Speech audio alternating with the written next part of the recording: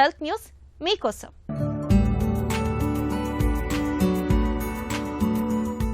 ముందస్తు మధుమేహమే కదా అని తేలికగా తీసుకోకండి. ఆహార వ్యాయామాల సాయంతో గ్లూకోజ్ మోతాదుల్ని తిరిగి మామూలు స్థితికి తీసుకొచ్చేందుకు ప్రయత్నించండి. దీంతో భవిష్యత్తులో తీవ్ర గుండె సమస్యల ముప్పును గణనీయంగా తగ్గించుకోవచ్చని తాజాగా బయటపడింది. ముందస్తు మధుమేహం గలవారితో గ్లూకోజ్ మోతాదులు ఇంకా ఎక్కువగా ఉన్నవారితో పోలిస్తే మునుపటి స్థితికి తెచ్చుకున్న వారికి గుండెపోటుతో మరణించడం లేదా గుండె వైఫల్యంతో ఆసుపత్రిలో చేరడం 58% తక్కువని the Lancet diabetes and endocrinology పత్రికలో ప్రచురితమైన పరిశోధన పేర్కొంటుంది.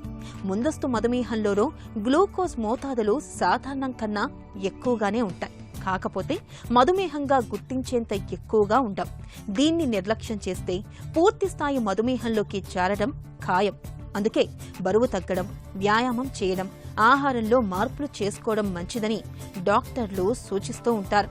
వీటితో గుండెపోటు, అకాల మరణం ముప్పును తగ్గించుకోవచ్చని చెబుతూ ఉంటారు. అయితే ఇలాంటి జీవనశైలి మార్పులు పాటించడమే కాదు, గ్లూకోజ్ స్థాయిలను తిరిగి సాధారణ స్థితికి తీసుకురావడం కూడా ముఖ్యమేనని తాజా అధ్యయన ఫలితాలు సూచిస్తున్నాయి. అప్పుడే గుండె జబ్బుల బారిన పడకుండా చూసుకోవడం సాధ్యమని వివరిస్తున్నాయి.